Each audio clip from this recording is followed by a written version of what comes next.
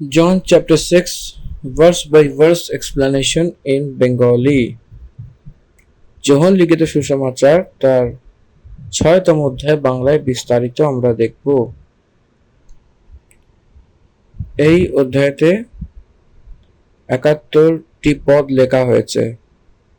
1 থেকে 15 পদ অবধি যদি দেখি তো 5000 পুরুষদেরকে খাওয়ানো। 16 থেকে 21 অবধি যদি দেখি তো যীশু খ্রিস্টের জলের ওপর চলা, এবং 22 থেকে 24 অবধি যদি দেখি তো লোকেদের যীশু খ্রিস্টকে খোঁজা।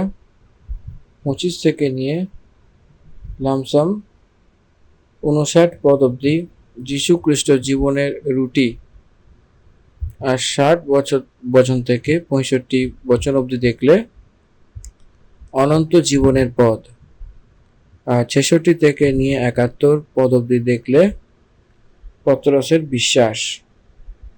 এরকম এই অধ্যায়ে লেখা হয়েছে। তো আসুন আমরা ভার্স বাই ভার্সকে একটু ধ্যান করি। যোহন লিখিত সুসমাচার অধ্যায় 6 তার প্রথম পদ থেকে দেখব। এই কথার পরে যিশু গলিলের ঝিল অর্থাৎ তিবেরিয়াসের ঝিলের পারে গেছিলেন। আর এক বড় ভিড় তাকে ফলো করছিল, কারণ যে আশ্চর্য কার্য সে অসুস্থের প্রতি দেখাতেন সে তাদেরকে দেখতেন। এই অধ্যায়ে যে প্রারম্ভের কথা যদি দেখি তো যীশু খ্রিস্টের পিছনে অনেক ভিড় ছিল এবং সেখান থেকে প্রারম্ভ হয়েছিল। কি আপনি এটা বুঝতে পারছেন? যীশু খ্রিস্ট গলিলের ঝিল অর্থাৎ তিবেরিয়াসের ঝিলের পারে গেছিলেন, বিমারীদের চাঙ্গা করতেন, তো সেটাকে দেখবার জন্য অনেক ভিড় তার পিছনে পিছনে হয়ে নিয়েছিল। তারপরে যীশু খ্রিস্ট তাদেরকে বলেছিলেন যে আমি স্বর্গ থেকে আসা ভোজন, আমার শরীরকে খেয়ে আমার লহুকে যে পান করবে সেই অনন্ত জীবন প্রাপ্ত হবে বলে শেষের দিনেতে আমি তাকে চিনব বলে বলছে। সেই কথা বলার পরেই এখানে যে ঘটনা কি রয়েছে বলে জিজ্ঞাসাবাদ করলে এসব ভিড় যীশু খ্রিস্টকে ছেড়ে তাকে ফলো করতে লাগলো। সে আবার কখনো তার পেছনে হয়নি বলে পদ বলছে।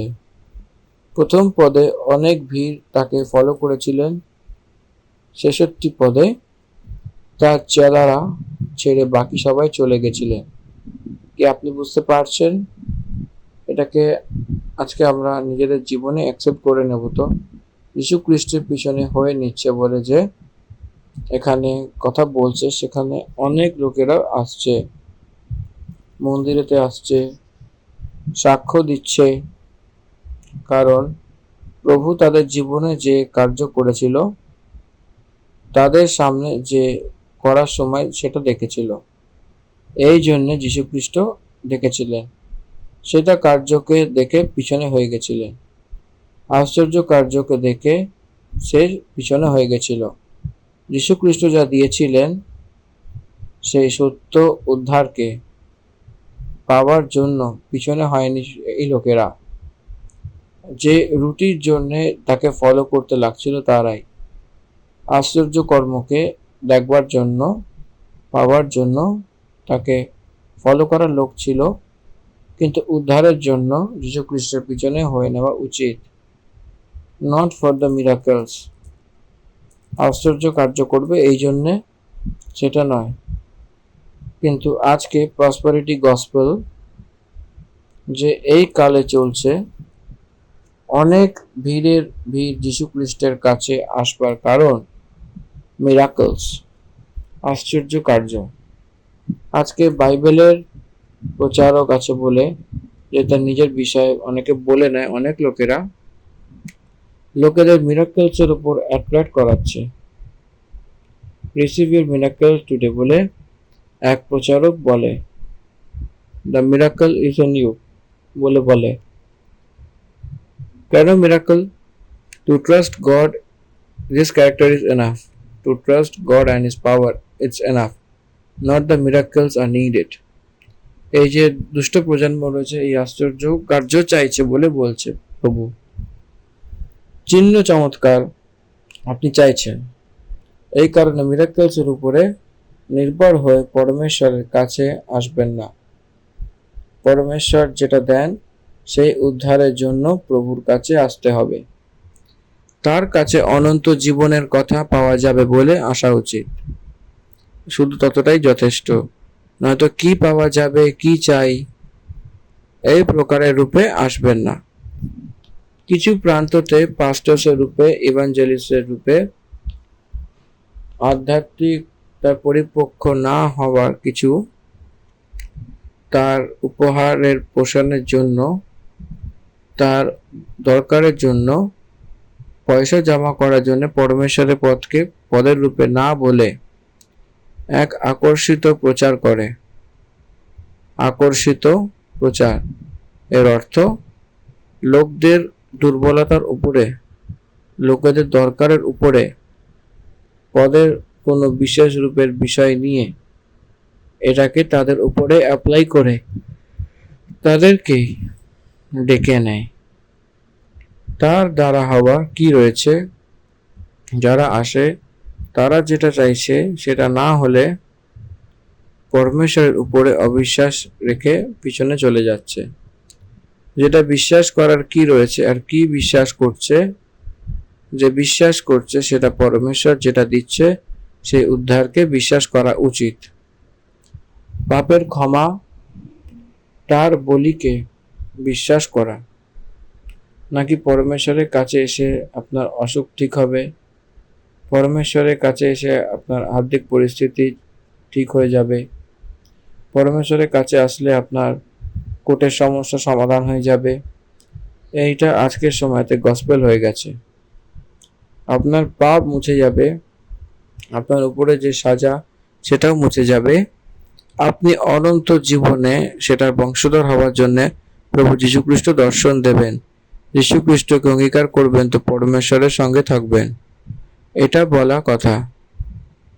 সেটা শেষ হয়ে গেছিল। আর কি আপনি, আপনাদের সন্তান নেই কি, আপনার বাচ্চাদেরকে চাকরি নেই কি, আপনার ছেলে মেয়েদের বিবাহ হচ্ছে না, এইটা প্রচার কিভাবে হবে? সেই দিন অনেক লোকেরা যিশুর পিছনে পিছনে ভিড়ের ভিড় হয়ে নিয়েছিল। লাখো লোক ও হাজারো লোক মণ্ডলীতে থাকছিল বলে সেই মণ্ডলী বলে ভাববেন না, সেটা একটা বড় সমূহ নাকি মণ্ডলী। Those who are congregations, rooms, not the church. মনে রাখবেন, একটা ভালো সময় আসতেই এক ব্যক্তিও দেখা যাবে না। বাইবেল না বুঝতে পেরে কতজন ফেরত চলে গেছিল।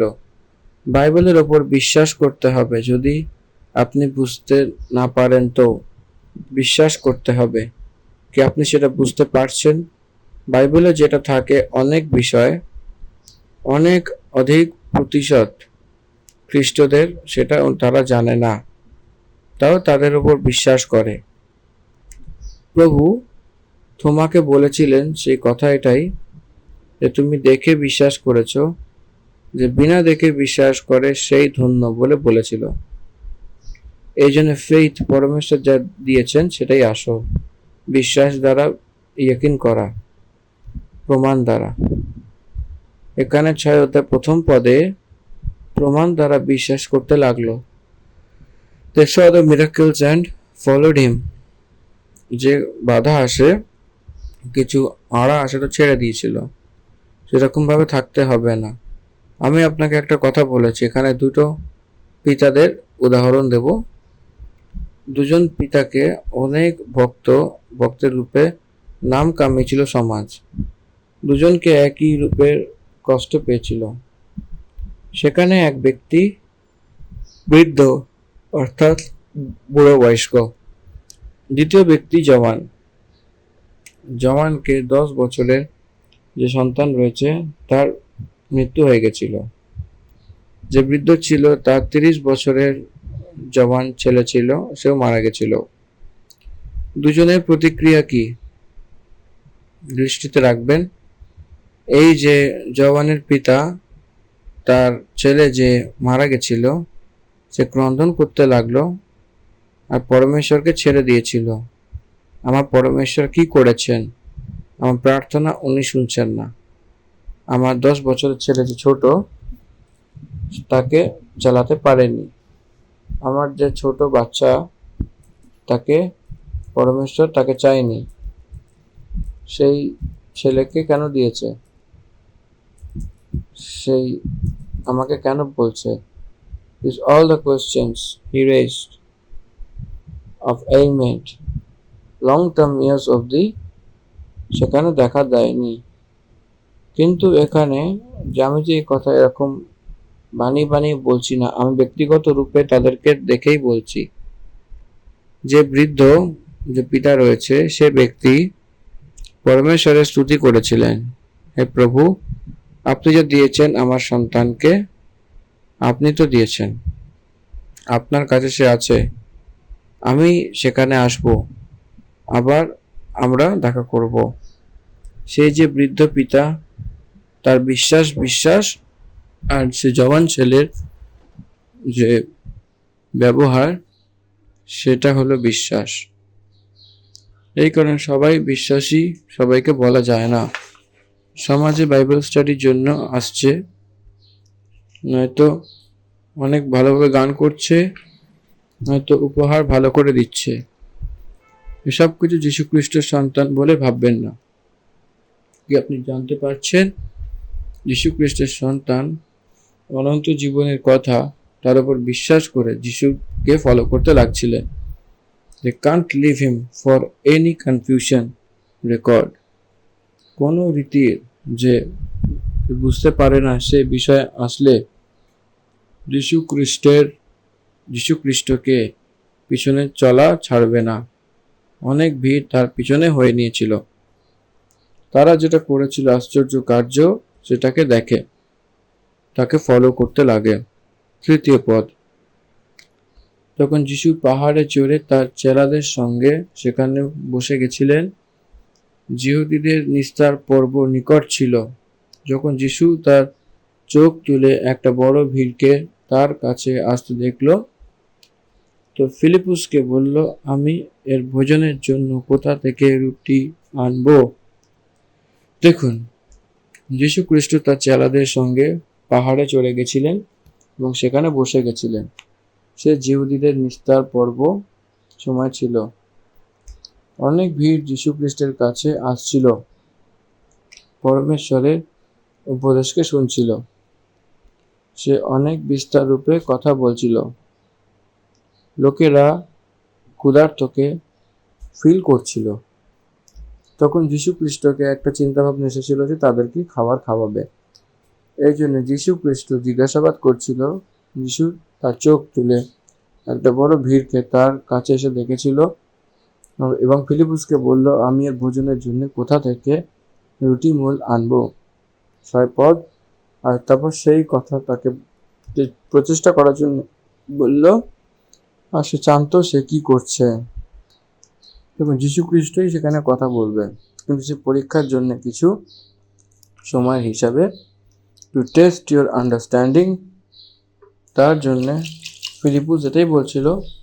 ফিলিপুস তাকে উত্তর দিয়েছিলেন, 200 দিনারের রুটিও তার জন্য পুরো হবে না, যে তার মধ্যে থেকে হরেককে একটু একটু করে দেওয়া হয়। তো চেলার মধ্যে থেকে শমৌন পত্রসের ভাই আন্দ্রিয়াস তাকে বলল, এখানে একটা ছেলে আছে যার কাছে সে 5 রুটি আর 2টি মাছ রয়েছে, কিন্তু এত লোকের মধ্যে জন্য এটা কি? দেখুন এখানে কে কে কথোপকথন করছে। ফিলিপুস কথা বলছিল এবং আন্দ্রিয়াস কথা বলছিল। ফিলিপুসকে পরমেশ্বর পরীক্ষা করছিলেন, প্রচেষ্টা করতে লাগছিলেন, হে পরমেশ্বর, আপনি আছেন তো? আপনি তো খাওয়াতে পারবেন, আপনি আমাদের খাওয়াতেও পারেন। রুটিকে কিনে আনবার দরকার নেই। 200 দিনার মানে 100 রুপিস, অর্থাৎ 1 দিনার ইকুয়ালস টু 50 MP।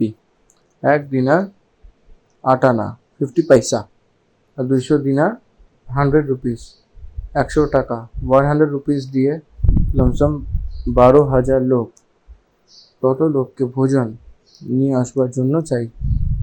কোথায় মোল নিয়ে আসবে বলে বলার অর্থ তার কাছে টাকা আছে কি না, টাকা ছিল, কতটা ছিল সে পুরো ক্যালকুলেট করে বলেছিলেন। এর অর্থ they are ready to pay and bring the bread, they are ready to pay and bring the bread. এই জন্যে তাদেরকে পরীক্ষা করার জন্য আপনাকেও পরমেশ্বর কোনো সময় আপনার রেসপন্স কীরকম থাকবে বলে চেষ্টা করবে। সেই প্রভুর ওপর বিশ্বাস করছেন নাকি রুটিগুলোকে কেনবার জন্য সেই টাকা দেওয়ার জন্য চাইছেন। পরমেশ্বর আপনাকে দেবেন কি টাকা দ্বারা কিনবেন। পরমেশ্বর যে দিতে চলেছেন সেটাতে বিশ্বাস যদি করেন কি টাকা দ্বারা সেই জিনিস কিনতে পারেন বলে বিশ্বাস করেন। তো whom you are believing and what you are believing, এটা হলো পরীক্ষা। যীশু খ্রিস্ট জানেন যে সে কি করতে চাইছেন। অ্যান্ড্রিয়াসের ইন্টারফেয়ার অনেক অ্যাক্টিভ, যে আপনি সেটা এই বিষয়টি জানেন। অ্যান্ড্রিয়াস যে রয়েছে যীশু খ্রিস্টের চেলা ছিল, বাপ্তিস্মদাতা যোহন। প্রথমে আন্দ্রিয়াস এসেছিল প্রভুর কাছে, আন্দ্রিয়াস গিয়ে পত্রসকে নিয়ে এসেছিল। দ্য মিনিস্ট্রি অফ অ্যান্ড্রিয়াস, আন্দ্রিয়াসের মিনিস্ট্রি সেটা আশ্চম্বিক ছিল, পরমেশ্বরের সমীপ নিয়ে এসেছিল। এক বালকের কাছে 5 রুটি ছিল, এটা আপনাকে ভালো করে বুঝতে হবে। 2 ছোট মাছ ছিল, and he willing to give also, কিন্তু তত লোকের জন্য সেটা কি? যীশু খ্রিস্ট বলল লোকদেরকে বসিয়ে দাও। সেই জায়গাতে অনেকটি ঘাস ছিল, তখন যেখানে পুরুষদের সংখ্যা লগভগ 5,000 ছিল, সে বসে গেছিল। প্রভু বসিয়েছিলেন। আজকের সময়তে আমরা ঘরে ফাংশন করার সময় একটা 500 লোককে বসানোর জন্য, সাপোজ একটা বিবাহের জন্য কি মেমোরিয়ালের জন্য, আর কারোরই কোনো ফাংশনস সেখানে যদি ডাকি তো 2-3 দিন আগেই আমরা সব জিনিসপত্র নিয়ে শুরু করি। আর শেফেদের সাথে কথা বলা এবং মিল্ক অর্ডার করা, আর মাংসের জন্য সেই মাংস ব্যাচে সেটাকে অ্যাডভান্স দেওয়া, বুকসকে এনগেজ করা, সাপ্লায়ার্সকে এনগেজ করা, সামন হাউসকে এনগেজ করা, ভেজিটেবলসকে, এই পুরো প্ল্যান করি আমরা। তো এখানে সেটা কিছুই নেই। হাতে 2টা রুটি রয়েছে, 5টা রুটি রয়েছে। পরমেশ্বর তাদেরকে বসাবার জন্য প্রভু বলেছেন চেলা লোকেদেরকে, তখন সে বসিয়েছিলেন। তখন সে পুরুষ লোকেরা সংখ্যা লগভগ 5,000 ছিল, 50, 100 পংক্তিতে বসিয়েছিল। 11 পর তখন যিশু রুটি নিলেন এবং ধন্যবাদ করে যে বসেছেন তাকে ভাগ করে দিয়েছিলেন। সেরকম মাছের মধ্যে থেকে যত সে চাইতো সেটাকে ভাগ করে দিয়েছিল। আমার মাইন্ডে আমি এক শব্দকে রাউন্ড আপ করেছিলাম, যত সে চাইতো। যদি এই কথা তাদের বিষয়তে লেখা হতো না, তো সেখানে তার ইচ্ছার অনুসারে ব্যাখ্যা করতাম। সেই রুটি, সেই মাছ তত লোকদেরকে ভাগ করেছিল, মানে অনেক চুটকি সেই রেখেছিল হয়তো। কিন্তু এখানে অনেক স্পষ্ট রূপে যেটা বলা হয়েছে যে যত চাইছিল, তারা যতটা খেতে পারত আর যতটা চাইছিল ততটা পরমেশ্বর অনুগ্রহ করেছিলেন। মার্কুসের পুস্তকে চেলা লোকেরা সেই লিখতে লিখতে এসেছিলেন এখানে। তখন যিশু রুটি নিল এবং ধন্যবাদ করে তাদেরকে ভাগ করে দিয়েছিলেন বলে লেখা রয়েছে। আর সেখানে মাছদের মধ্যে থেকে যত সে চাইতো এটা ভাগ করে দিয়েছিল। 5 রুটি আর 2 ছোট মাছ, 5,000 লোকদেরকে ভোজন। এর অর্থ প্রভু ভাগ করে দিয়েছিলেন। এর অর্থ সেখানে পদার্থ বিস্তরণ করা। সেখানে যে পদার্থ তার শেপ বদলাতে গেল নাকি সেটা ছোট হলো আর সেটা বাড়তে লাগলো। আর তারপরে সর্বদা কখনোই এক পদার্থ তার শেপ বদলানোর সময় তার কোয়ান্টিটি কম হতে যাবে।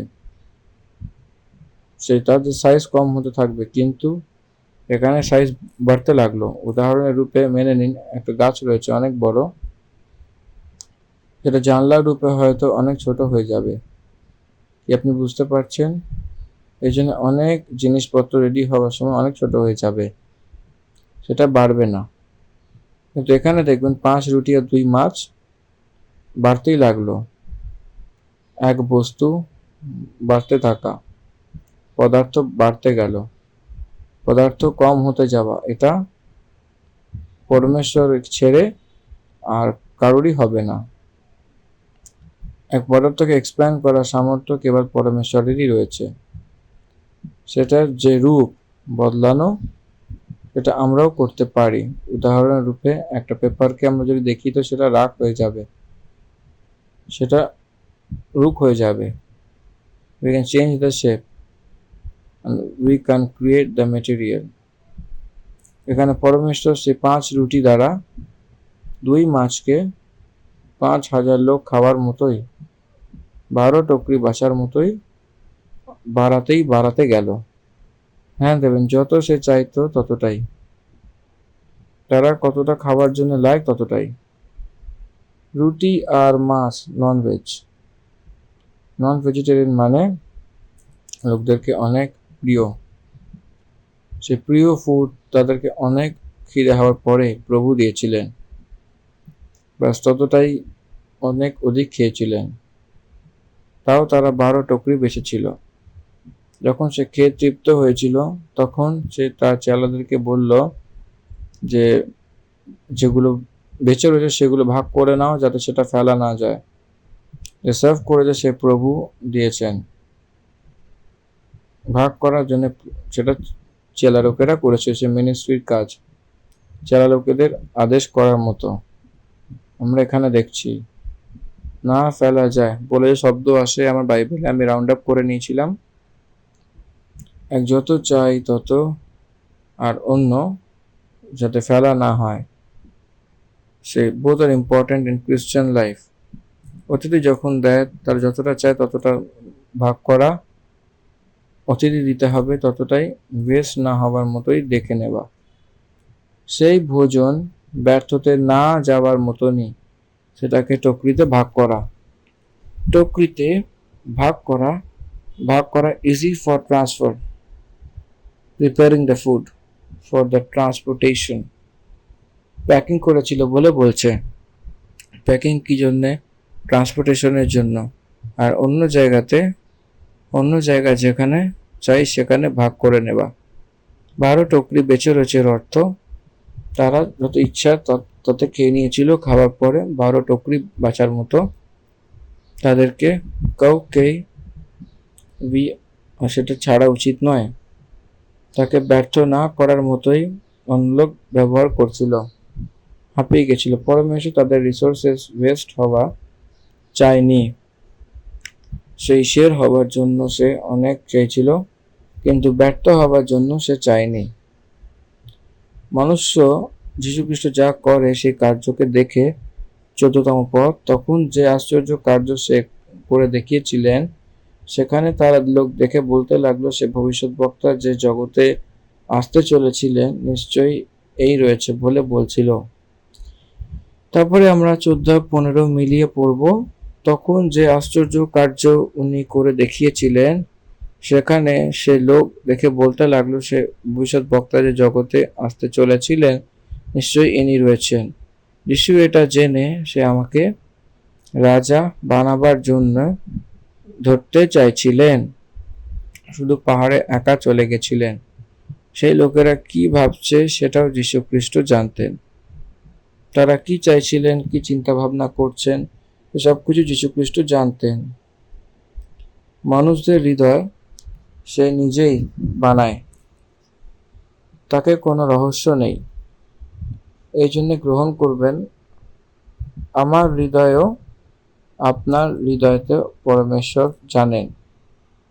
সেই দিন তাদেরকে ভোজন করানোর মতো তার দরকারকে জেনে, আর এই দরকারও তারা জানে, আপনার দরকারও উনি জানেন। আপনারও বিশ্বাসে স্থির হওয়ার জন্য চাইছে। রাজার রূপে বানাবার জন্য উনি আসছেন, আর সেখান থেকে সে সরে গেছিলেন। সে জিহুদীদের রাজা ছিলেন বলে সে ক্রুশের উপরে লিখিত প্রথম যে আগমনে সে রাজার রূপে থাকার জন্য ইচ্ছা করেনি, এক উদ্ধারকর্তার রূপে সে চাইছিলেন, এক সেবকের রূপে তিনি চাইছিলেন। চেলা লোকেদের পা ধুয়েছিল, আর উপরের কোঠরিতে ততটা মিনিস্ট্রি উনি করেছিলেন। মার্কুস 10:45 বলা হয়েছে, মানুষের পুত্র সেবকাই করবার জন্য আসেনি, সেবকাই করার জন্য এসেছিলেন। অনেক লোকেদেরকে তার প্রাণ ছেড়ে দিয়েছিলেন, এই জন্য উনি এসেছিলেন।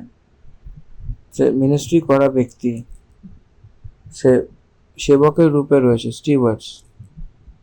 সেটা অনেকই আমাদের পাওয়া উচিত, stewardship. Lord is the owner, we are the steward. আমরা ঘরের ম্যানেজার্স, পরমেশ্বর মালিক। তারপর সে পাহাড়ের ওপর আবার একলা চলে গেছিলেন। He does not like to proclaim, রাজার রূপে হওয়ার জন্য তিনি অঙ্গীকার করেননি। সে সেবকের রূপে চাইছিলেন, সে দিনের রূপে থাকতে চাইছিলেন, সে তার নিজেকে নম্র রূপে থাকতে চাইছিলেন। সে অধিকারকে চালানোর জন্য উনি ইচ্ছা রাখেননি।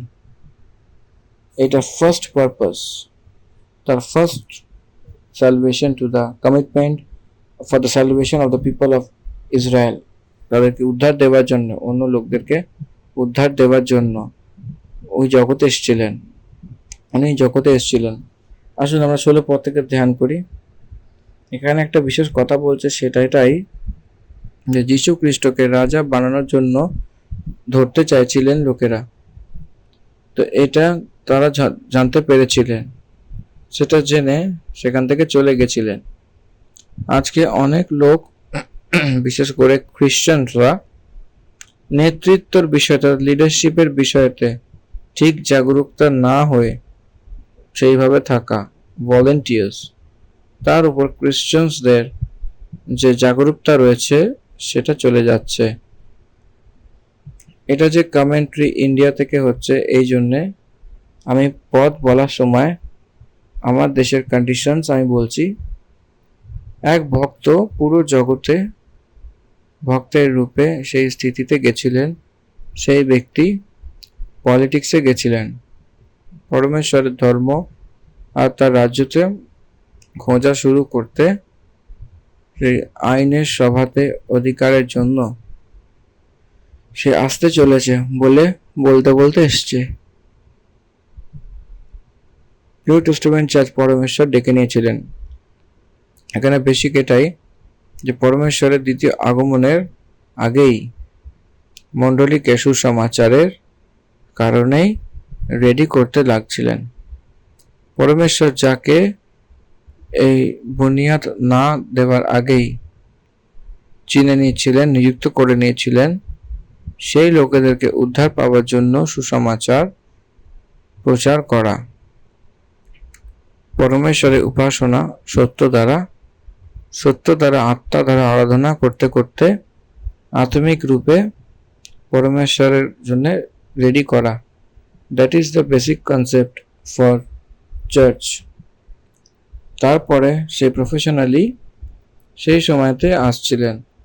কোন প্রফেশন চুজ করতে হবে বলে প্রত্যেক রূপে, এই যে পলিটিক্স বলে যে রয়েছে সেই ফিল্ড, এক জেন্টাইল কান্ট্রি, এক জেন্টাইল গভর্নমেন্ট, জেন্টাইল পিপল যে থাকে, যে এরকম ফরম্যাট যে রয়েছে, সেই পিপলে এক বিশ্বাসী হয়ে যাওয়া, এক বিশ্বাসী জানা, যদি আমরা ভাবি তো সেই খ্রিস্টের বিশ্বাস আর অনুশাসনে, আমি পার্টিকুলারলি অন্য দেশের বিষয়তে কথা বলছি, যদি সাপোজ খ্রিস্টান কান্ট্রি রয়েছে, তো উদ্ধারের অনুভব না থেকে থাকাতে যে ধর্মের যে খ্রিস্ট ব্যক্তিও সেখানে নেতা হয়ে যায়, সেই জায়গাতে সবাই খ্রিস্টানসরাই থাকে। এই জন্যে সেই ব্যক্তির উদ্ধারের অনুভব দ্বারা কোনো কার্য হয় না,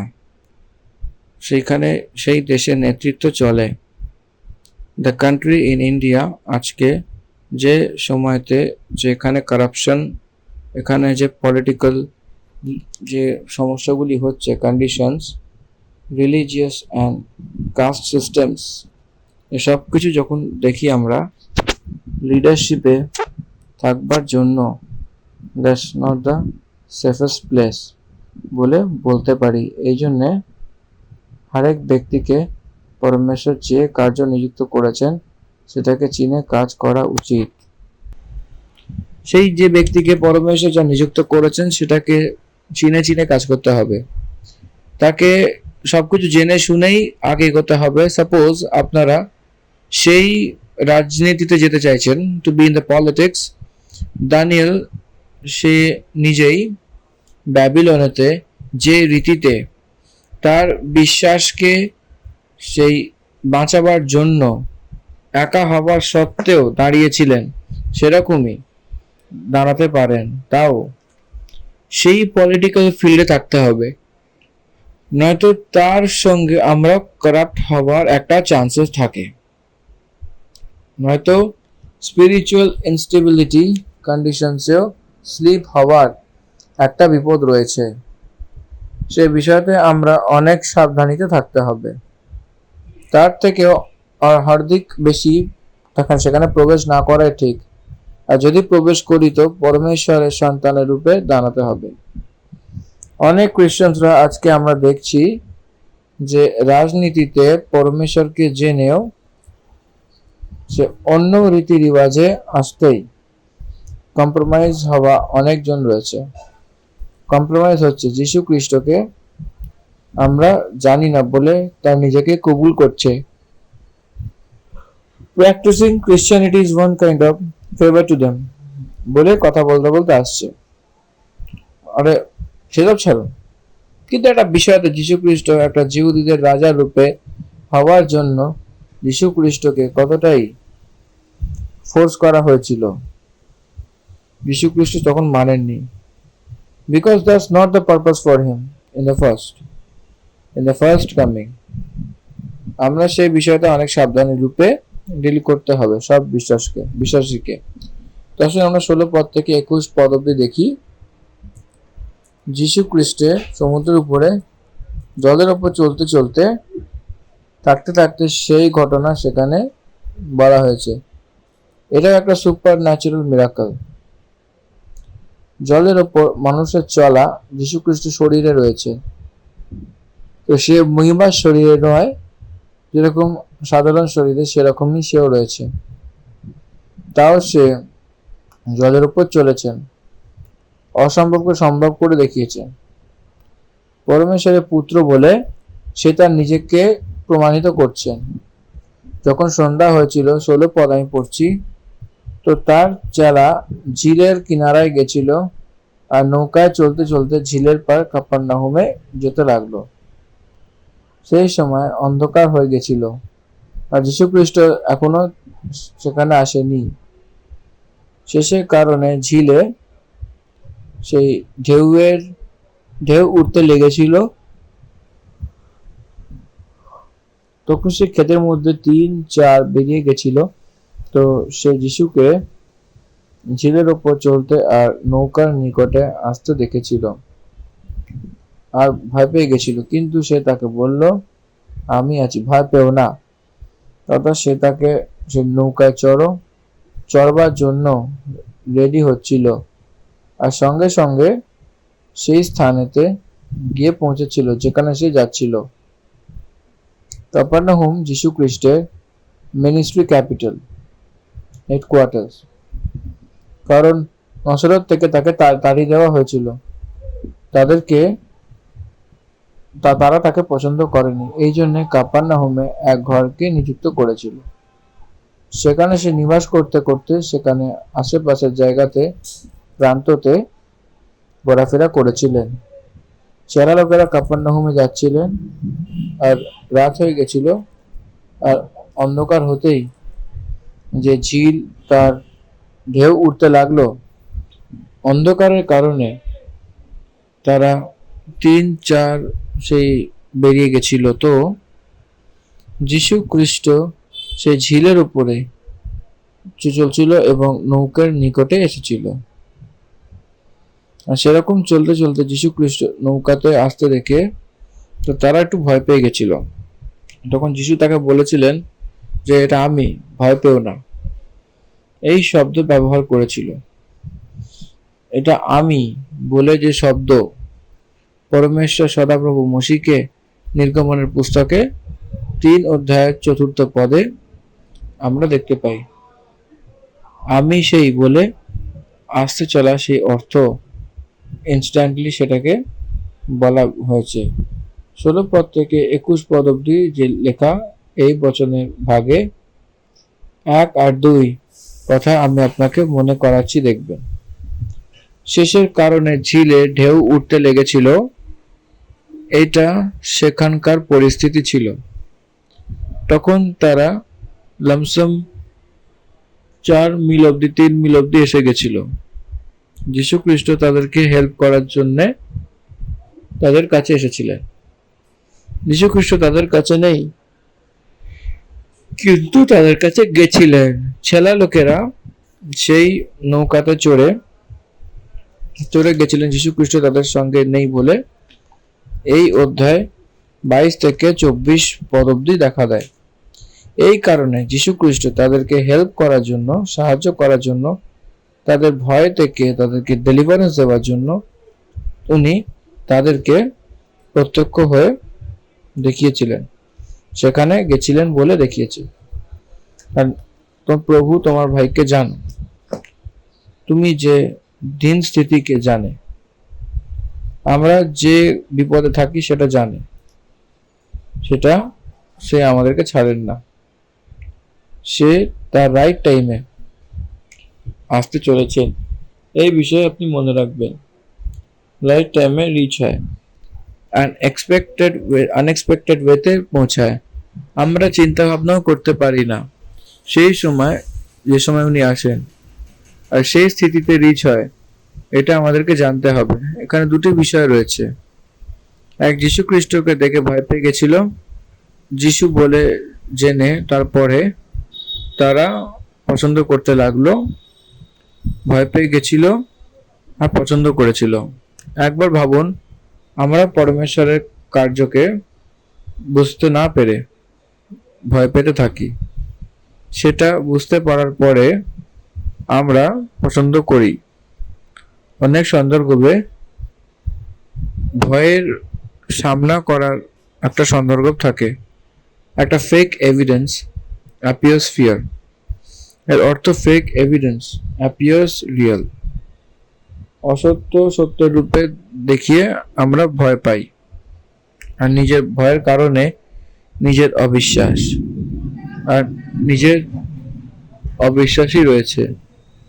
পরমেশ্বরের পুত্র যীশু খ্রিস্ট সে সমুদ্রের উপরে চলতে পারে, এইটা সে রয়েছে বলে চিনবার জন্য হতে পারেনি চারা লোকদের। আমরা তাকে চিনতে পারিনি, কারণ সাবকনশিয়াস মাইন্ডে তাদেরকে যে যীশু খ্রিস্টের বিষয়তে রেজিস্টার হয়েছিল, তত অব্দি তারা ইমাজিন করতে পারত। পরমেশ্বর তার আন্ডারস্ট্যান্ডিং এ সেই যীশু খ্রিস্ট জলের উপরে, সেই জলের উপর চলতে চলতে আসছে। তো সমাচার সেখানে সাবকনশিয়াস মাইন্ডে যদি থাকে তো তাকে ডিকোড করে নেওয়া হতো সত্যি সত্যি। এই জন্যে যীশু খ্রিস্ট সেই জলের উপর চলছিল। তো সেই সময় তারা ভয় পেতে লাগলো।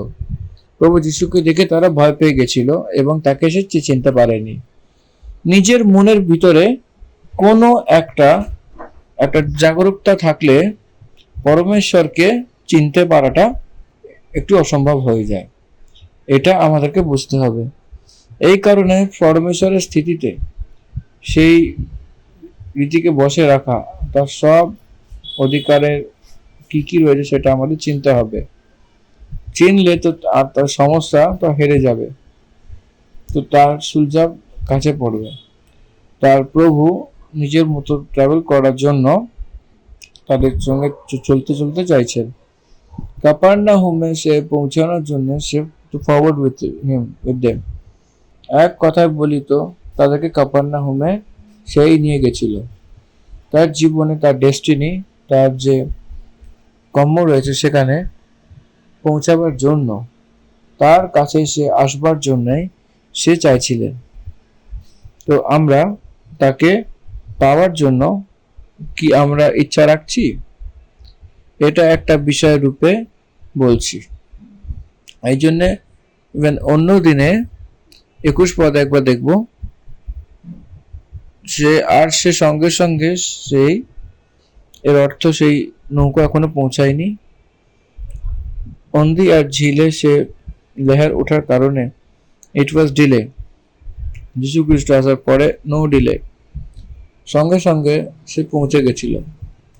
যিশু খ্রিস্ট যে খাতরা স্থিতিতে থাকে সেই সময় এসে হেল্প করে এবং নিজের মিশন, নিজের গম্যা, সেখানে তার ডেস্টিনি, তার যে দিশার দিকে বাধা ছিল সেটা চালানো সে তার সঙ্গে থাকে। আমরা সেটাকে ইচ্ছা রাখতে হবে, পছন্দ করতে হবে তখন, আর যিশুকে অ্যাকসেপ্ট করতে হবে, তখন সঙ্গে সঙ্গেই আমরা পার হয়ে যাই। With Jesus you can reach your destiny immediately. Without Jesus it is impossible for you to reach your destiny.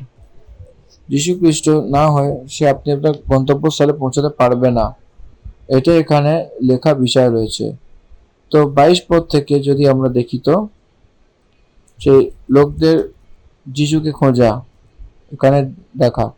6 অধ্যায় প্রথম পদে অনেক লোক তাকে খুঁজতে লেগেছিল না, তারপরে তারাই খুঁজতে লাগছিল কারণ সে ছেড়ে চলে গেছিল। যিশু খ্রিস্ট এই ভিড়কে, এই লোকদেরকে ধ্যান দিচ্ছিলেন না, সে চলে যাচ্ছিলেন।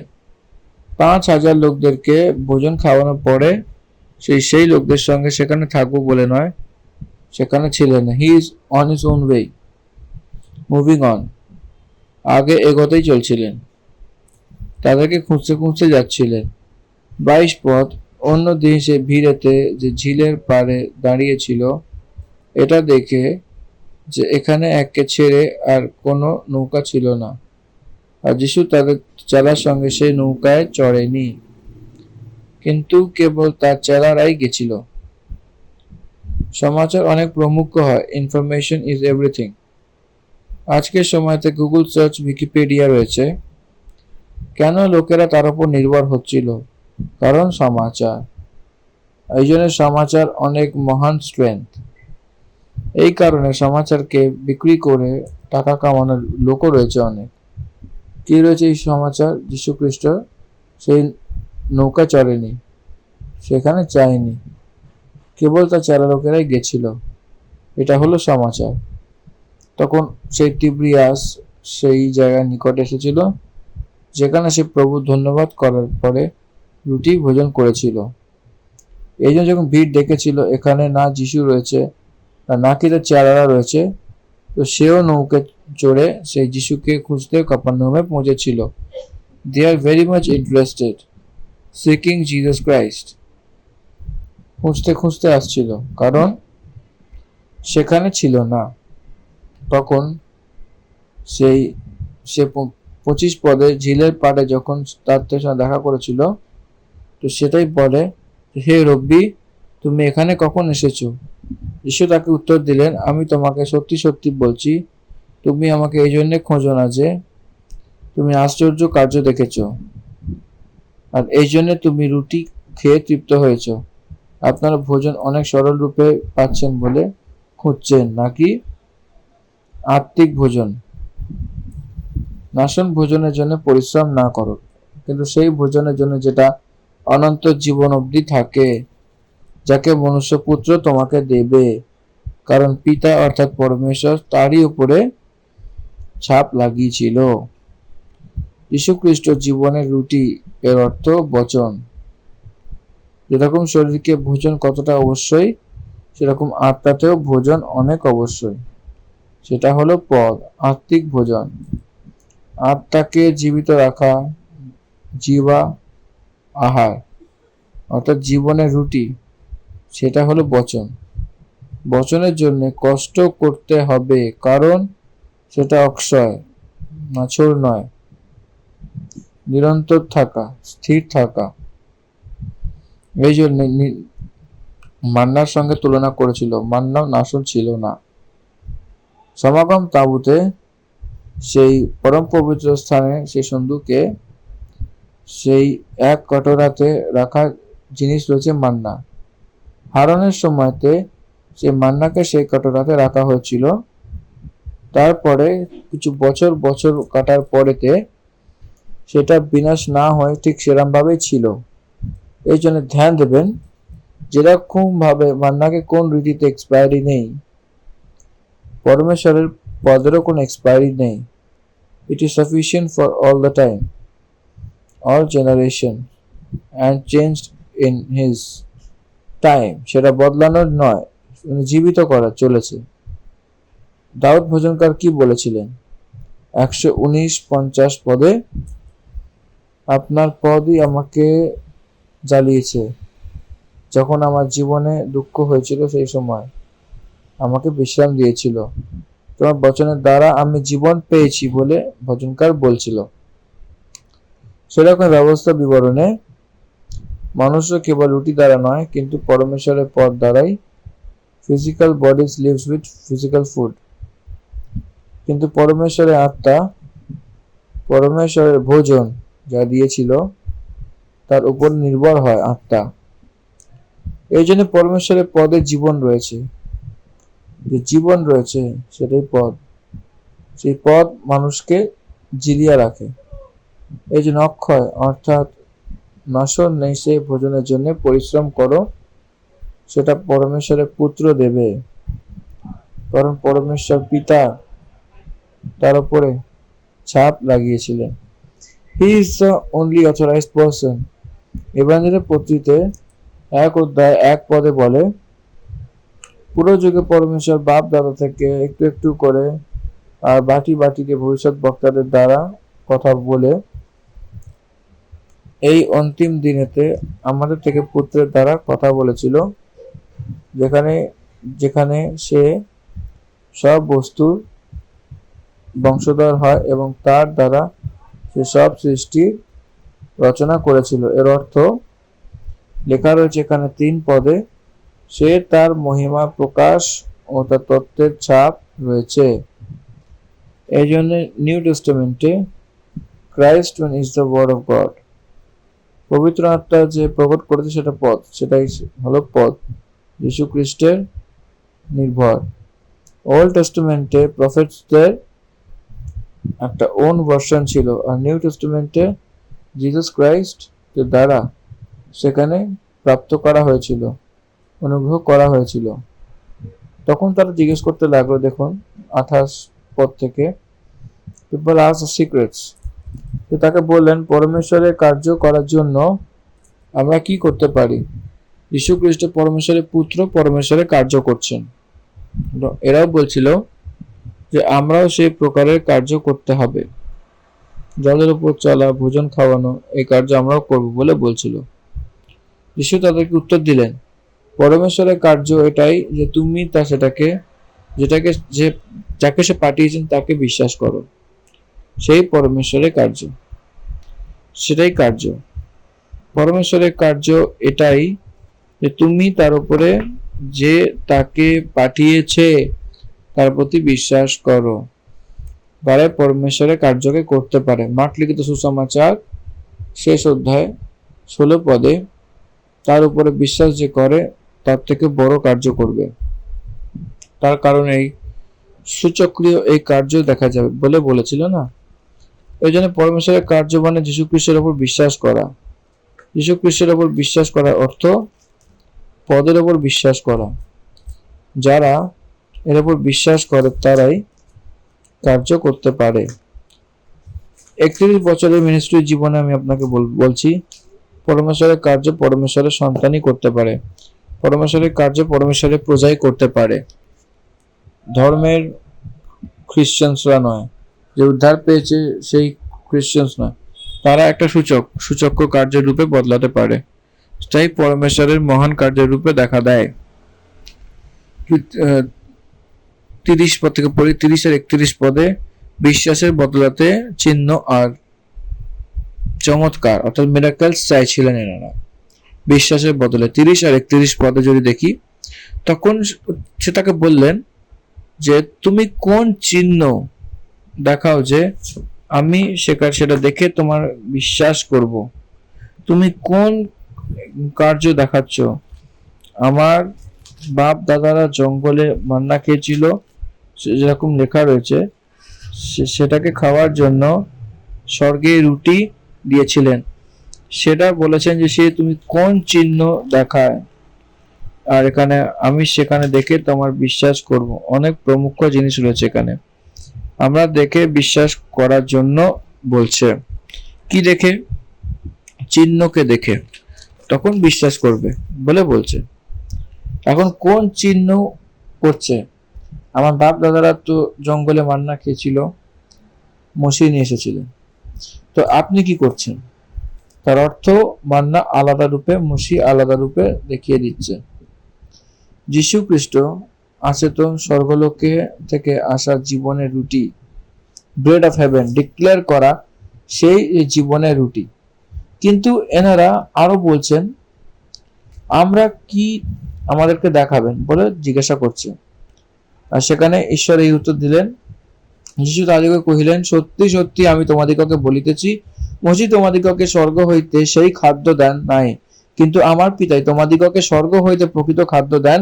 কেননা ঈশ্বরের খাদ্য তাহাই যাহা স্বর্গ হইতে নামিয়া আইসে ও জগৎকে জীবন দান করে। যোহন লিখিত সুসমাচার 4 অধ্যায় সামরি স্ত্রীর থেকেও এই কথাটি বলেছিলেন। তো আমি যেটা দিই সেই জল যদি পান করে কখনো পিপাসিত হবে না, he will not be thirsty। আর এখানে কি বলছে যে আমি জীবনের রুটি, এই রুটিকে যে খাবে সে কখনো ক্ষুধার্ত হবে না। জীবনের রুটি সেটাই, জীবনের জলও সেটা। আধ্যাত্মিক খিদেকে নেভাবার জন্য এটাই যথেষ্ট। আর তখন সে বললেন যে হে প্রভু, এই রুটি আমাদের সর্বদা তুমি দাও। এর অর্থ কি? They are accepting the physical food. যিশু তাকে বললেন জীবনের রুটি আমি, যে আমার কাছে আসে সে কখনো ক্ষুধার্ত হইবে না, এবং যে আমাদিগকে বিশ্বাস করে সে কখনো পিপাসিত হইবে না।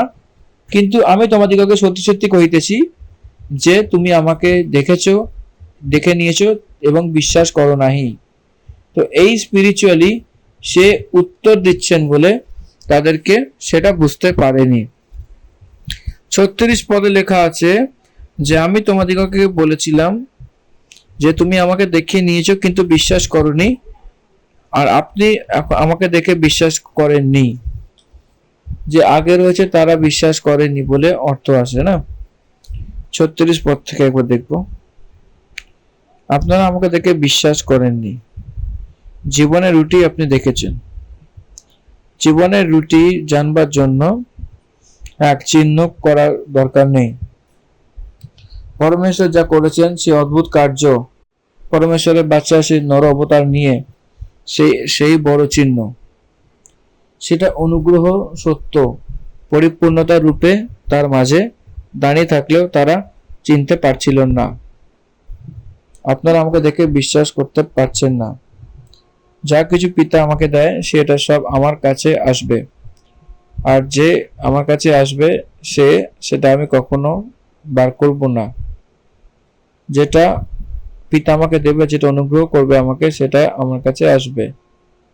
আর যে আমার উপরে সেই বিশ্বাস করবে যে পরমেশ্বর অনুগ্রহ করে। পিতা আমাকে যাকে দেয় তাকে কখনোই আমি বার করব না, একদমই না। যীশু খ্রিস্টের উপরে বিশ্বাস করা এই সবাই কারা? পিতা যীশু খ্রিস্টকে অনুগ্রহ করেছিলেন তারাই। এর অর্থ তার যোজনার অনুসারে যে লোকেরা উদ্ধার পাওয়ার জন্য বলেছিলেন সেই লোকেরা যীশু খ্রিস্টের কাছে আসবে। তারা পরমেশ্বর তাদেরকে বার করবে না।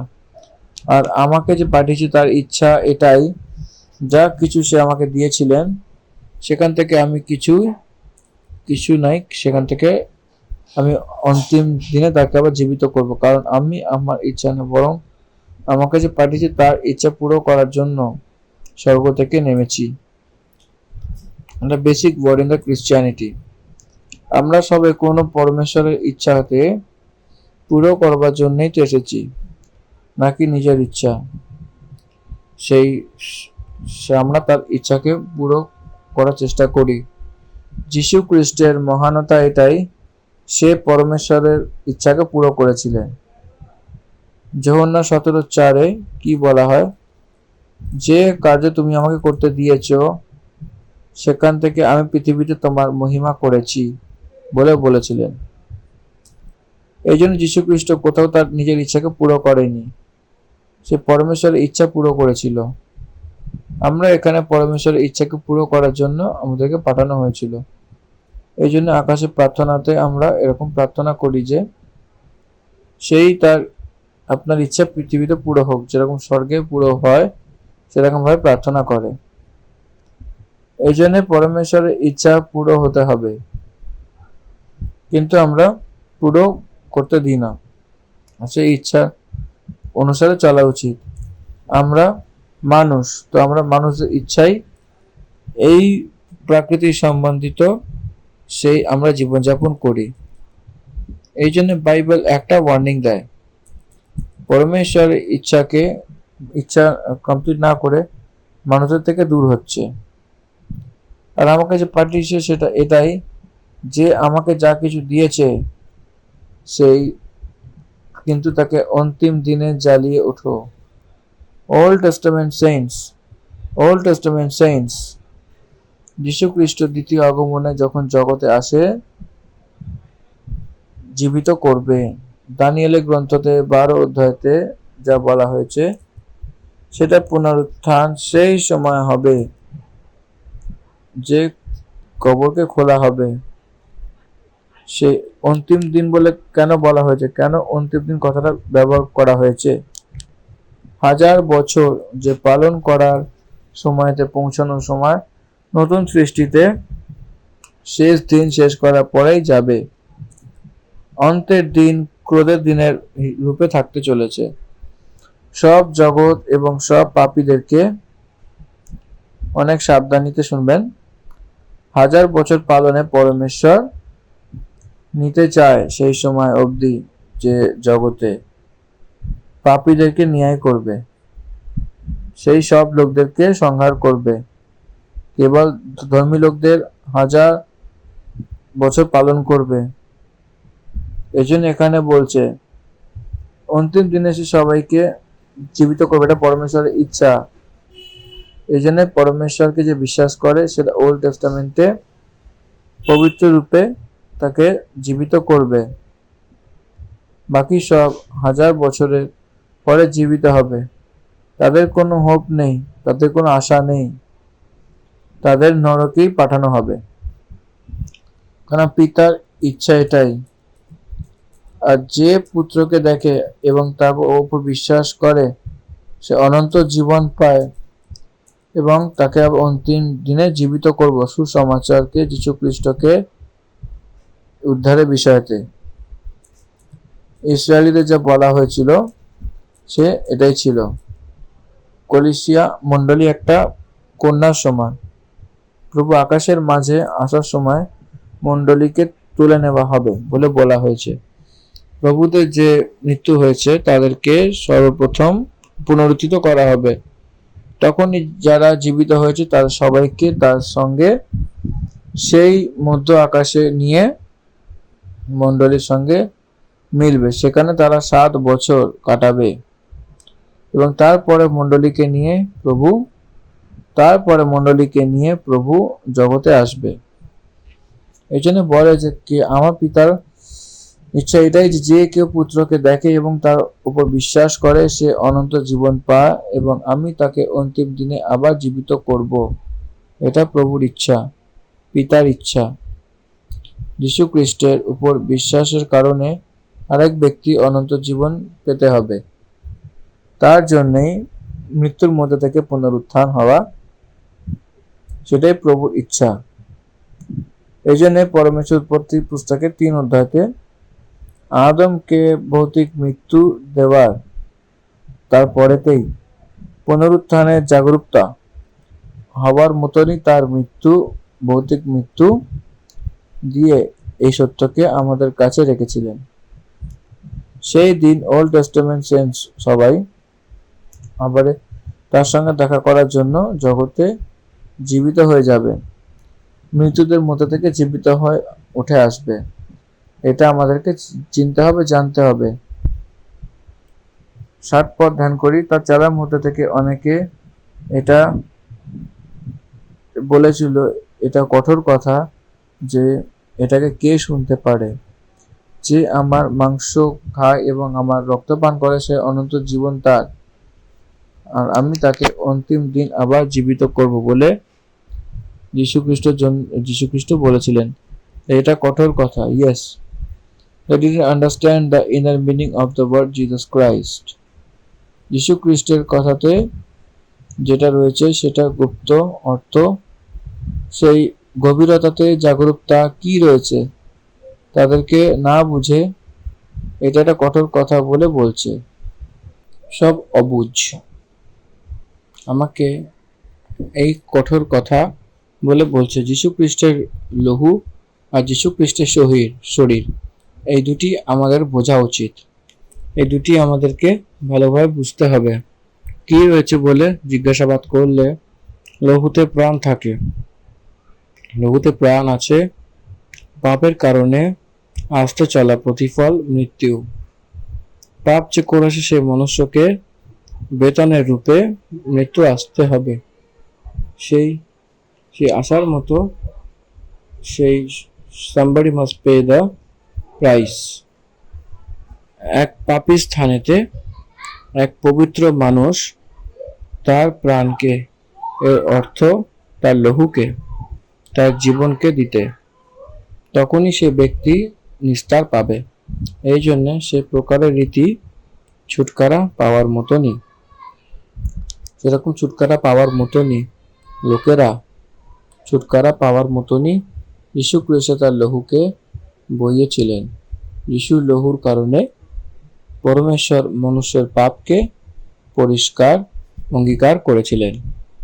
Jesus offered his own life blood. লহুতে প্রাণ রয়েছে, প্রাণকে দিয়েছিলেন যীশু খ্রিস্ট। God accepted that. এই জন্য লহুকে পান করা এবং শরীরকে খাওয়া, এটার অর্থ যীশু খ্রিস্টের হৃদয় মতো থাকা। খ্রিস্টের মনুষ্য তার ভিতরে পাওয়ার মতো থাকা উচিত। যে শরীর পাপের জন্য বিক্রি করা হয়েছে, সেই শরীর পবিত্র আত্মা পরমেশ্বর নিবাস করার মতনই, এর অর্থ এই শরীর পরমেশ্বরকে সমর্পণ করা। সেরকম হওয়ার মতো যীশু খ্রিস্টের শরীর তার শরীরের সঙ্গে সঙ্গে মিলে তার শরীরকে পবিত্র করে পরমেশ্বর তার আত্মার মন্দিরের রূপে রাখবার মতো করেছিলেন। যীশু খ্রিস্টের শরীর এবং লহু খাওয়া পান করা ব্যক্তি, এর অর্থ যীশু খ্রিস্টের শরীর আর লহুতে যে সহভাগী হওয়া ব্যক্তি যীশু খ্রিস্টের মতো অনন্ত জীবন যাপন করবে। প্রথমে যে আদম পাপ করেছিল, শরীর পাপকে বিক্রি করার মতনই করেছিল আদম। আখরি আদম সেই পাপের উপরে জিত পেয়ে পাপের সাজাকে তার উপরে নিয়ে নিরন্তর তার মতনই জীবনযাপন করার মতনই মানুষকে দেখিয়েছিলেন। এই জন্য তার দেহ আর লহু মানে রুটি আর দ্রাক্ষারস বলা হয়েছে। সেটাকে লেখার সময় এটা তাকে মনে করাবার জন্য করতে চলা কার্য। রুটি ও দ্রাক্ষারস, রুটি তার শরীরকে দর্শাচ্ছে, লহু তার লহু দর্শাচ্ছে, দ্রাক্ষারস তার লহুকে দর্শাচ্ছে।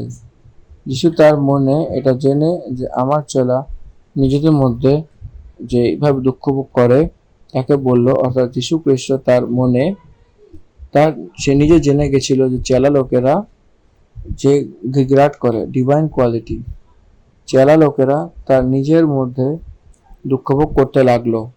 বাইরে দুঃখ ভোগ করছে না, নিজেদের মধ্যে মনে মনে একটা কমপ্লেক্সিটিতে ভুগছিল এবং সেটা মনে মনে বলছিল। সেটা যীশুখ্রিস্ট জানতেন। যখন লিখিত সুসমাচার 2 অধ্যায় 24 সে কিন্তু যিশু তার নিজেকে তার ভরসায় ছাড়েনি, কিন্তু সে সবকিছু জানতো। আর তাকে অবশ্যই সে জানতো না যে মানুষের বিষয়তে কোনো সাক্ষ্য দেয়, কারণ সে নিজে জানতো যে মানুষের মনে কি রয়েছে। মানুষের মন তাকে, অর্থাৎ সে মানুষকে এবং পরমেশ্বর জানে, নাকি শয়তান। শয়তান জানতে পারে না। আর বাকি কেউ জানতে পারতো না মানুষের মনে কি কি চলছে। যীশুখ্রিস্ট তার তার মনে কি রয়েছে, চেলাদের মনে, সেটা জেনে নিয়েছিল। It is the divine power আর নলেজ। এই জন্য প্রভু যীশু পরমেশ্বর বলে এটাই একটা উদাহরণ রয়েছে 6 অধ্যায় 61 মনে এটা জেনে যে কি আমার ছেলে সেই তার মধ্যে দুঃখ ভোগ করছে, তার নিজের মনে এটা জেনে কেউই না বলার আগেই God knows the offering of the heart, God knows the murmuring of the heart। হৃদয়ের ভেতর থেকে যেটা কষ্ট সেটা যীশুখ্রিস্ট জানতেন। এবং এই কথাতে তোমার ঠোকর লাগে, যদি তুমি মনুষ্যপুত্র হও, যেখানে সে আগে ছিল সেখানে উপরে যেতে দেখবে, তো কি হবে? মানুষের পুত্র সেখানে প্রথমে ছিল সেখানে উপরে যেতে দেখবে, তো কি হবে? এটা হয়েছিল না যীশুখ্রিস্ট সেই সব লোকেরা দেখতে দেখতে সেই সময়তে ভৌতিক শরীর থেকে মহিমা শরীরে যে ছিল সে স্বর্গলোকে ওঠানোর মতো এই বচন আমরা লুক লিখিত সুসমাচার শেষ অধ্যায় 50 আর 51 পড়ছি। সেই বেথানিয়া অবধি নিয়ে গেছিল এবং হাত তুলে তাকে আশীর্বাদ করলো, এবং তাকে আশীর্বাদ দিতে দিতে সে তাকে আলাদা হয়ে গেছিল এবং স্বর্গের উপর তাকে ওঠানো হয়ে গেছিল। সেরকমই আমরা প্রেরিতের পুস্তক 1 অধ্যায় আর তাকে বলল যে, হে গলিল পুরুষ, তোমরা কেন আকাশের দিকে তাকাচ্ছ? এটাই যিশু যে তোমার কাছ থেকে স্বর্গে তোলা নেওয়া হয়েছে, যে রীতিতে তুমি সেটা স্বর্গে যেতে দেখেছ, সেই রীতিতে সে আবার আসবে। এটাই যিশু যে তোমার কাছ থেকে স্বর্গে তাকে ওঠানো হয়েছিল, যে প্রথমে ছিল সেই স্থান স্বর্গ ছিল। যীশু খ্রিস্ট মহিমা দেহকে পাওয়ার মতোই সেই মহিমা দেহ সমান ফেরত আসবে। এই কথা আমাদের যোহনের পুস্তকে ধ্যান করছি। যখন চেলা লোকেরা দুঃখ ভোগ করছিল সেই সময় তাদেরকে বলছিল, যদি আমি যেখানে প্রথমে ছিল সেখানে যেতে দেখবো তো কি হবে বলছিল। এই যে কঠোরতার কথা যে রয়েছে সেখানে কেবল অক্ষরকে দেখছি, কিন্তু আত্মাকে জানছে না। আত্মা যে রয়েছে সেটা জ্বালাচ্ছে, এটা মন দিয়ে দেখতে হবে। আত্মা তো জীবনদায়ক, শরীর থেকে কিছু নেই। যে কথা আমি তোমাকে বলেছি সেটা আত্মা আর জীবন। আত্মা জীবনদায়ক। মনুষ্যকে জ্বালানোর, তার বল জ্বালানোর তো জীবন কথা যীশু খ্রিস্ট তাদেরকে বলেছিলেন। তারা সং করতে লাগলো, শরীরকে খাওয়া কি, লহুকে পান করা কি, সে জীবনের কথা, সে আত্মার কথা রূপে প্রভু সেটা বলেছিল। কিন্তু তোমাদের মধ্যে থেকে কেউ এমন রয়েছে যে বিশ্বাস করেনি, কারণ যিশু প্রথম থেকেই জানতো যে সে কে আমাকে ধরিয়ে দেবে। যীশু খ্রিস্টকে যখন ধরিয়ে দেওয়া হচ্ছিল তার সঙ্গে রেখে 3.5 বছর ট্রাভেল করেছিল, জেনে শুনেও। এক খ্রিস্ট ব্যক্তি, এক বিশ্বাসী এই এক পয়েন্টে কতটা শিখতে পারে জানেন?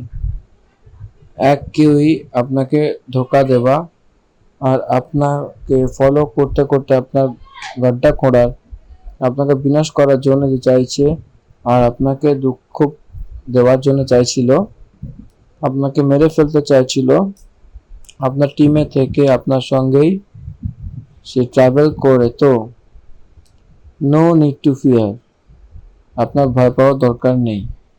আপনার যে কিনারাকে পরমেশ্বর নিযুক্ত করেছিল সেখান থেকে পৌঁছাবে।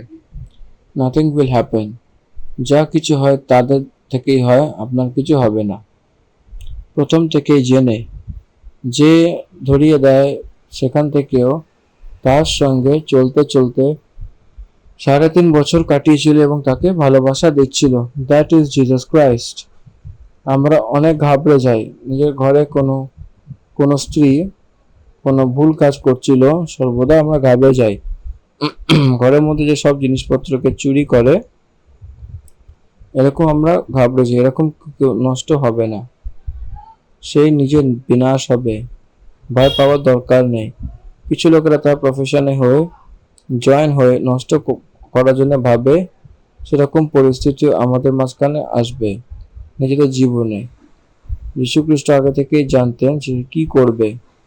হি অ্যালাউড হিম, সে অ্যালাউ না করলে ভয় পেয়ে গেছে বলে অর্থ আসে, সে কিছু না কিছু ভাবেই হয়। হি অ্যালাউড জিউডা ইস্কারিয়তকে প্রথম থেকে পরমেশ্বর জেনে সে ধরিয়ে দেবে বলে জানতো, তাও তাকে নিয়ে গেছিল। সে আমাদেরকে কিছু করতে পারবে না বলে যিশু জানতেন, কিছুই করতে পারবে না। ফিজিক্যাল ডেথের জন্য সে ধরিয়ে দেবে, কিন্তু ফিজিক্যাল রেজারেকশন ডিভাইন সলিউশন পরমেশ্বর নিযুক্ত করেছিলেন। এই জন্য হরেক বিশ্বাসী, হরেক খ্রিস্ট মৃত্যুর জন্য ভয় পাবে না। পুনরুত্থানের বিশ্বাস যার কাছে রয়েছে সে মৃত্যুকে স্বাগত জানাবে, মৃত্যুকে সন্তুষ্ট স্বাগত জানায়। হে মৃত্যু, তোমার দম কোথায়? হে মৃত্যু, তোমার বিজয় কোথায়? অধিকারের রূপে রয়েছে। ফিজিক্যাল ডেথ আপনাকে দুঃখ দেয়, আপনাকে ভয় পাইয়ে দেয়, তো you are not in belief, আপনি বিশ্বাসে নেই। অনুগ্রহ এটাই ফিজিক্যাল ডেথ। তার জন্য পরমেশ্বর একটা সময় রেখেছিল, কিছু সময় অবধি আপনাকে অপারেট করবে, সে অনুগ্রহের দ্বারা পড়ে দেখাবে। ইন ট্রুথ, বিশ্বাসীদেরকে তারাই জানে।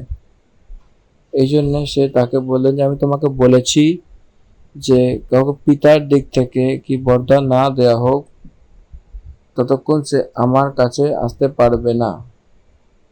যেহেতু ইস্করিয়ত সেই দীক্ষার করেছিল, ইস্করিয়তকে পিতার দিক থেকে অনুগ্রহ পাওয়া রয়েছে, অনুগ্রহ সবাইকে প্রদান করা হয়েছিল। তো পিতার দিককে অনুগ্রহ পাওয়া ব্যক্তি কে বলে জিজ্ঞাসাবাদ করলে, কেউই আমাকে স্বীকার করলে, it's clearly indicates that he accepted them, father of grace. অনুগ্রহকে প্রদান করা পরমেশ্বরকে বিশ্বাস করা ব্যক্তি অনুগ্রহের প্রতিফলে অনন্ত জীবনকে পাবে, অনুগ্রহের প্রতিফলে অনন্ত জীবনকে পাবে। এই জন্য পরমেশ্বর এরকম বলছেন, পিতার কারণে সে অনুগ্রহ প্রদান করা তাকে হয়েছিল, সেরকম বরদান অনুগ্রহ না পাওয়া গেলে সে আমার কাছে আসবে না। দিস ইজ দ্য এক্সাম্পল, আপনাদের জানা উচিত। 66 পদ। এরপর তার ছেলেদের মধ্যে থেকে অনেকদেরকে উল্টো ফিরে গেছিল এবং তারপরে তার সঙ্গে চলল না। যখন লাইফে কিছু লোকেরা তার সঙ্গে ট্রাভেল করবার জন্য ইচ্ছা রাখে কিন্তু মাঝে ছেড়ে দেয়, চাই না বলে বলেছে, তার সঙ্গে যে স্নেহ রয়েছে, যে বন্ধুত্ব তারা ছেড়ে দেয়। আমার এই এক্সপিরিয়েন্সেস রয়েছে। রিসেন্ট টাইমসে I had many friends in my city. আমার শহরে অনেকে বন্ধু লোকেরা আমার রয়েছে, ক্লোজ ফ্রেন্ডস রয়েছে। একটা রেফারেন্স আসতেই সবাই ছেড়ে চলে গেছিল। তারপরে সাহস করে আসবে বলে আমি চাই না, তারা কখনোই আমার সঙ্গে ট্রাভেল করবে না। They will not say with me anymore.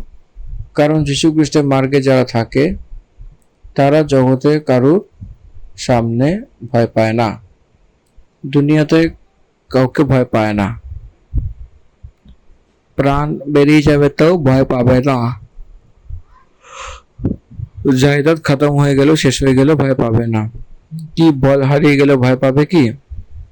যে মান সম্মান হারিয়ে ফেলেছিল তাও। এই জগতের সম্মান বলে যে শব্দ আসে সে লোকেরা নির্ধারিত করতে চলেছে নাকি পরমেশ্বর আপনার ফিল হতে চলেছে সেই প্রকারের ফিলিংসকে। ম্যাচুরিটি যেখানে থাকে সেই তাকে ফাঁসবে না।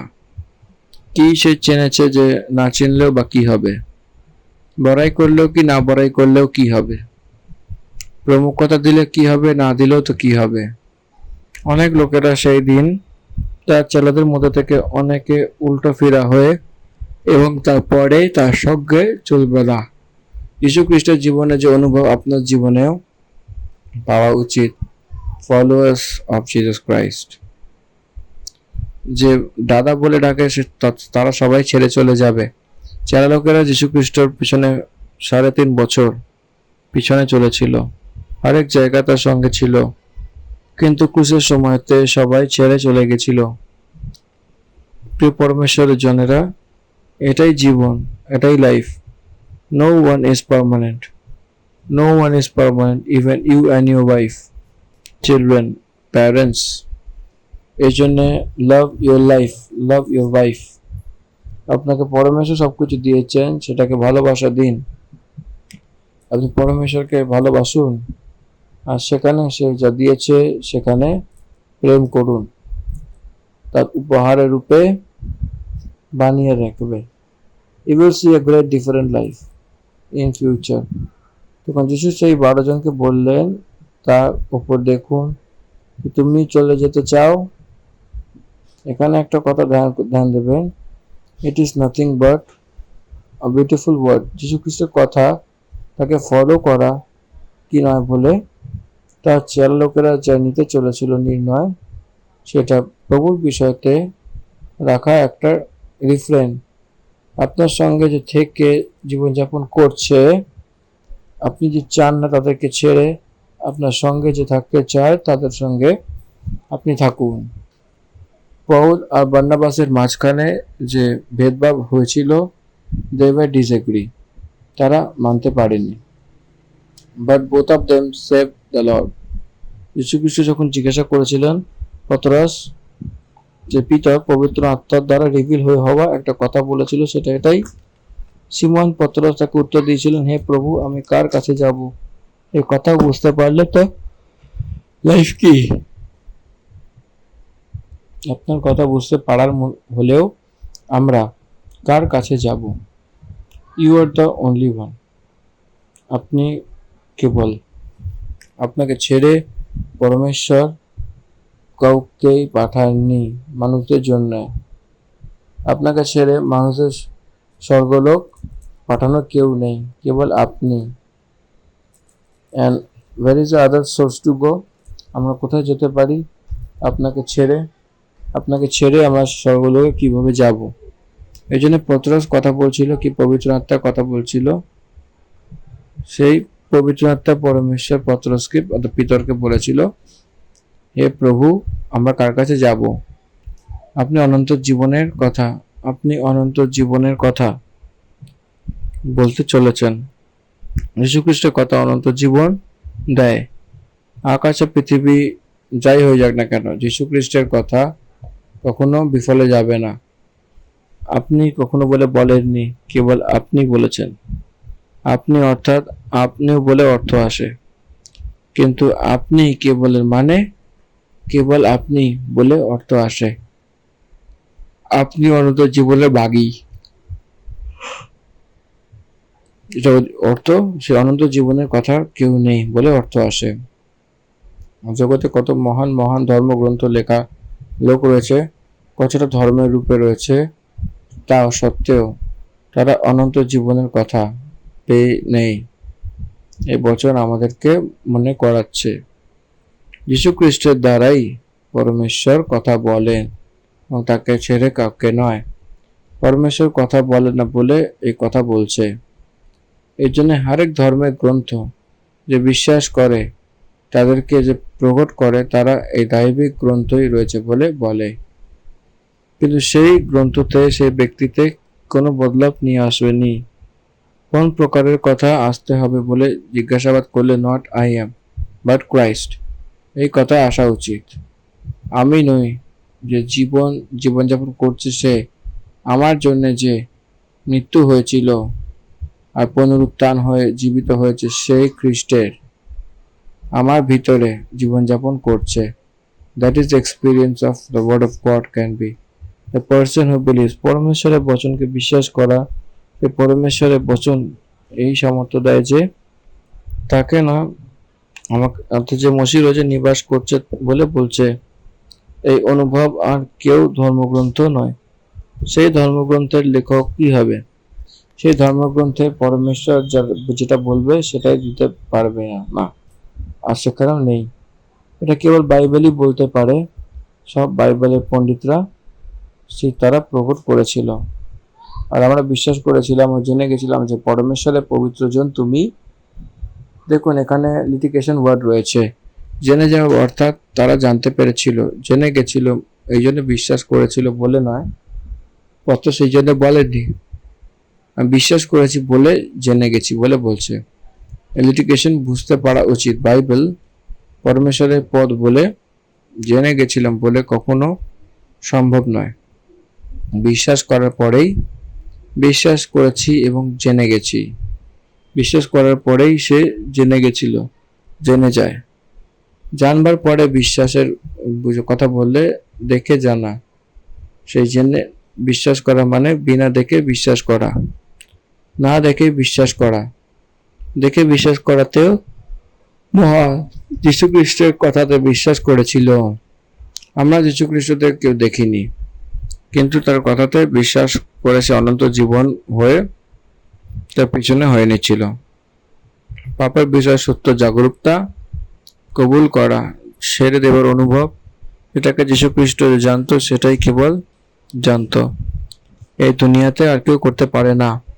You can question anybody other than Christian. খ্রিস্টদের সত্য যে খ্রিস্টান তাদেরকে ছেড়ে আর কোনো মানুষকে জিজ্ঞাসাবাদ করুন কি আপনি পাপী, সে বুঝতে পারবে না পাপের মানে কি, মৃত্যুর মানে কি, আগুনের ভর্তি মানে কি, বিচারের মানে কি, উদ্ধারের মানে কি, এই কিছুই কেউ বুঝতে পারে না। বিশ্বাস যে করেছে সে বুঝতে পারবে, যে বুঝতে পেরেছে সেই বিশ্বাস করবে এবং তখনই বুঝতে পারবে। যিশু তাকে উত্তর দিলেন যে আমি তোমাদেরকে 12 জনকে চুজ করিনি, আপনারা কোথায় যাবেন বলে হে প্রভু আপনি জিজ্ঞাসা করেছেন না, আপনাকে ছেড়ে আমরা কোথায় যাব, আর অনন্ত জীবনের কথা কোথায় পাবো? আমরা কার কাছে যাব বলে বলছিল?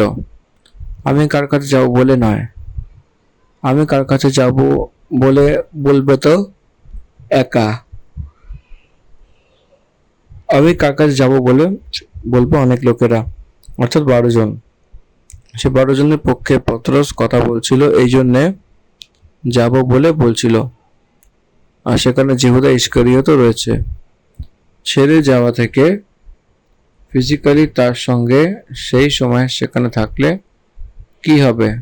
বাকি 11 জনের মতো হয়েছিল কি আমি সেই 12 জনকে চুজ করিনি? তাও তুমি তার মধ্যে থেকে এক ব্যক্তি শয়তান, দিয়াবল, গ্রিকে ডিয়াবলস এর অর্থ আপনাদের মধ্যে অলরেডি একজন রয়েছে।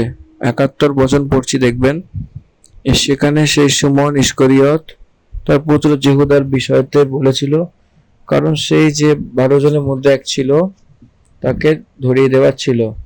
সিমন বলে বলেছিল এবং ইস্করিয়তি বলে বলেছিল।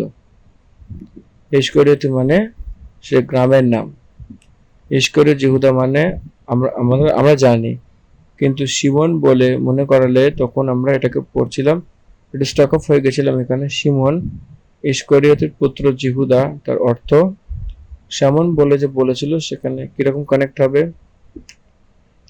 সেমনের মানে আমাদের কথা মনে পড়ে, আর এখানে জিহুদি ইস্কারিয়ত রয়েছে। তাকে ভেরি সিম্পল সলিউশন এটাই, Judas of Iscariot the son of Simon, ইস্করিয়তি যে নাম জিহুদা, পিতার নাম সিমন, এই জন্য সে ইস্করিয়তি জিহুদা, সিমনের নাম জোড়া হয়েছিল, সিমনের পুত্র হয়েছিল, আর জিহুদা ইস্করিয়তি।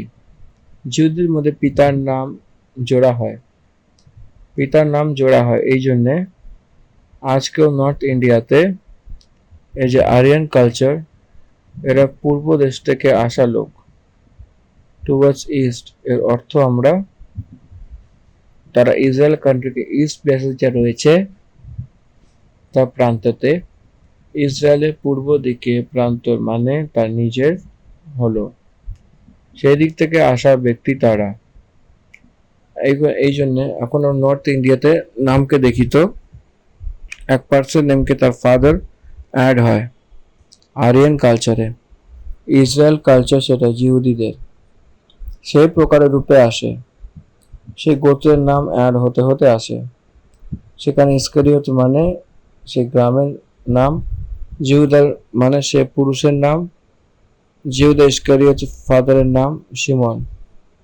এই জন্য আমরা ইংলিশ বাইবেলে এটাই লেখা আছে যে অনেক স্পষ্ট রূপে বলে, হিন্দিতেও সেইভাবে রয়েছে, একবার ইংলিশে দেখবো, Judas Iscariot the son of Simon. একটা ক্লারিফিকেশন আপনাকে দেওয়ার জন্য বলছে, 12 জনের মধ্যে এই যে ব্যক্তি যীশু খ্রিস্টকে ধরে দিতে চলেছে, এখানে যীশু খ্রিস্ট আগে থেকে জানতো, এই জন্যে আপনাদের মধ্যে থেকে এক শয়তান বলেছিল, দেয়া বলস, তার অর্থ ফলস অ্যাকিউজড, সে অপরাধী, সে শয়তান। ডিসকন্টিনিউইং দ্য অ্যাপোস্টলস, প্রিয় ভাই বোনেরা, পরমেশ্বরের মিনিস্ট্রিতে থাকা বলে কিছু লোকেরা শয়তানও থাকে, চাই সে পাস্টর হোক কি লেডি প্রিস্ট হোক, শয়তানের কারণেই পাঠানো লোকও রয়েছে। প্রিয় পরমেশ্বরের সন্তানেরা, এই জন্য আত্মাতে যাচনা করার জন্য বলেছিল, যে আত্মা যীশু খ্রিস্ট বলেছিল সেই শক্তি, যে আত্মা যীশু খ্রিস্টকে পরমেশ্বর বলে মানে না, সেই ঠিক স্পিরিট নয়, that's not the Holi spirit, it is the evil spirit. অনেক লোকেদের রাগ হয় কথাটা শুনে, তাও তারা এই কথা যীশু খ্রিস্ট নিজে বলেছিলেন, আমি না। এই জন্য প্রভুর বিষয়তে চিন্তা ভাবনা যে কমপ্লেক্সিটিতে ভগে, সে প্রভু সন্তান হতে পারে না। আমি সকালবেলা বিলাপের গীতে গ্রন্থতে একটা পুরো অধ্যায় আমি পড়েছিলাম, বিলাপের গীতকে পুরো অধ্যায় বসে পড়েছিলাম, সেটা অধ্যায় থেকে একটা পাঠ শিখেছি। যখন আমি খালি থাকবেন সেখানে 3 অধ্যায়কে কমপ্লিটলি পড়বেন, সেই অধ্যায় পড়লে তখন বুঝতে পারবেন যীশু খ্রিস্ট প্রভু। বুঝতে পারলে তো বিশ্বাস করা নয়, বিশ্বাস করার কারণে বোঝা যায় যীশু খ্রিস্ট কে বলে, যে প্রশ্ন করে সেখানে উত্তর পাওয়া যায়, সেখানে জিজ্ঞেস করা ব্যক্তি কখনো বিশ্বাস করে না। এই জন্য বিশ্বাস করুন, ল্যামেন্টেশন যেটা 3 অধ্যায়তে, সেই অনেক আরোপ লাগিয়ে আমাকে ছেড়ে দিয়েছিলেন, আমাকে ধ্যান দেয়নি, এখানে শেষে এসে বলে পরমেশ্বরের বিষয়ে বলতে বলতে লাগে প্রভু কতটাই হোক সে ভরসাদায়ক, তাকে মনে করাচ্ছেন, তো আশা তৈরি হয়, আশা মানে হোপ। যীশু খ্রিস্ট প্রভুকে মনে করালে আপনারা বুঝতে না পারলে বিশ্বাস করবেন না, হোপ আসবে, সেই hope will give you all the answers. সে সবকিছু আমাদের জন্য করছেন, তার যোজনা অনুসার করতে করতে আসছে, আপনি সেটা বুঝতে পারবেন বলে বিলাপ গীতের লেখক বলে। যীশু খ্রিস্টের কথা যদি আপনি বুঝতে পারেন চান, এবং first you have to trust him, তাকে বিশ্বাস করতে গেলে তার কথাতে অনন্ত জীবন রয়েছে, সেই কথাতে তার সম্পূর্ণতা, এই জন্য যিশুতে বিশ্বাস করতে হবে। এবং যত ভাই বোনেরা এটা শুনছেন তাদেরকে অনুরোধ করছি, 6 অধ্যায়কে আমরা এখানে সমাপ্ত করছি। ধন্যবাদ। Amen. God bless you all.